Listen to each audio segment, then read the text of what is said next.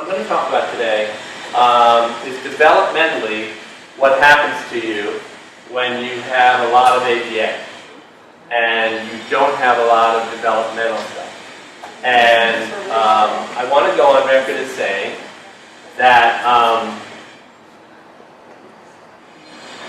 people who believe in ABA tell parents regularly that you should get the ABA early, that the earlier the better, and that the more of it you get, how good your outcome is dose dependent. So that the more you get, the better your outcome will be. And I actually have come to believe, not surprisingly, over the intervenings, that the earlier you get it, the worse you do, and that the more you get, the worse it is. I firmly believe that. So that's what I'm going to talk about at the beginning today. Then we're going to talk about, just developmentally, what do you do with kids who've been ABA'd to death? And I wrote a 15-page thing that I'm going to try not to read, but it will look a little bit like reading sometimes. But my eyes are so bad it won't actually be reading. So I want to talk about what an ABA intervention does to a kid who doesn't actually have any thinking skills, who's trying to make sense of the world through some broken or skewed portals of perception. So let's think about what it actually does to a kid.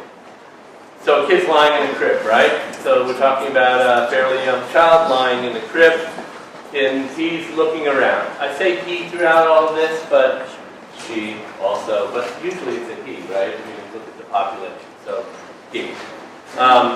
He's looking around, he can't sync his vision to his hearing, he can't sync anything to his proprioceptive system, which of course isn't fully formed at this point anyway. Can't sync things to his hearing, and so he's basically lost. But kids start out basically lost, right?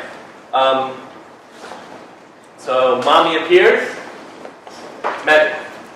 Mommy's giant floating head appears over the crib. Oh my God, that's magic, that's astounding. Boink, disappears, magic. Right? So this is the way little kids see the world.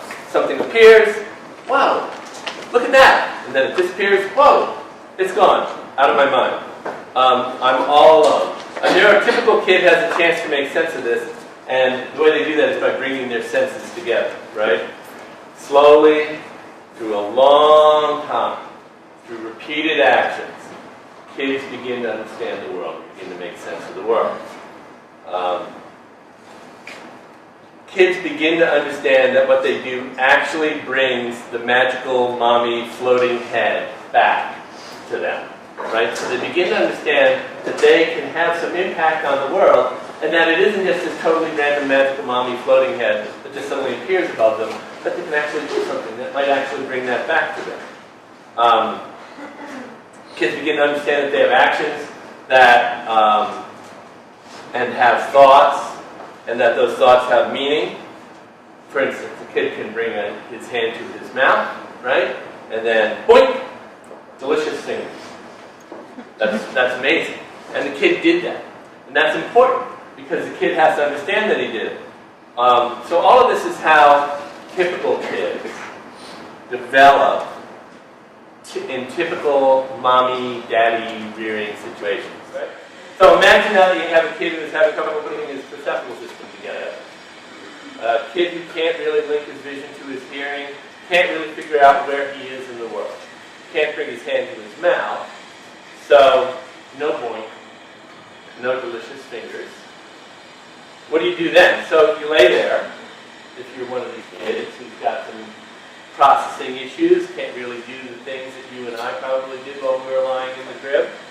And you try to figure out how the world might actually work, given what you've got. So you use the one sense that seems to be working pretty well, and you all know what sense we're talking about, right? So our kids very often come in with really, really great visual systems, right? Highly active visual systems. Now, I'm not saying that they have a really good sense of being able to coordinate their visual system and look around the world and figure out the world, but they do have very acute visual systems. So why do they have acute visual systems? Because they work. and the kid's lying in the crib, and finally figures out this is the one system that's actually working pretty well and that I can pretty much depend on. And so they use their visual system to try to make intelligent guesses about the world.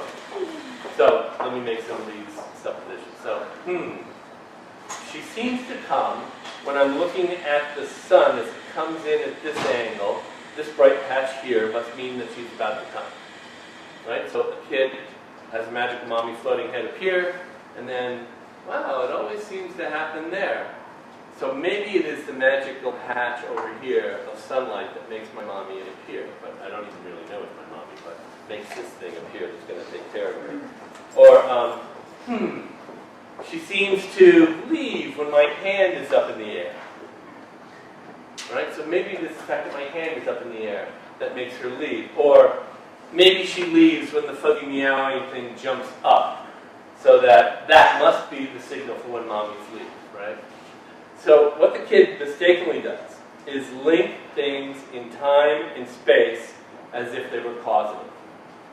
So a kid is lying there trying to make sense of the world, has some problems putting together all these perceptual systems, and then says, oh, there's a thing up there, and that happened. That must have caused that. Links those two things together. I would point out to you that that's exactly the principle that ABA uses. That is an ABA intervention. This thing causes this thing to happen, and so I will do more of this thing because of that. Even though those things are not particularly related, right? The ABA depends upon that. So when you're making a mistake lying in the crib because your visual perceptual system isn't all hooked together, and you make that causative link, that in fact is what ABA begins to do to you more and more and more and more, right? So, the problem is that those are entirely nonsensical guesses because things that happen just happen to occur next to each other. So what happens is slowly the child just begins to back off, begins to fade away.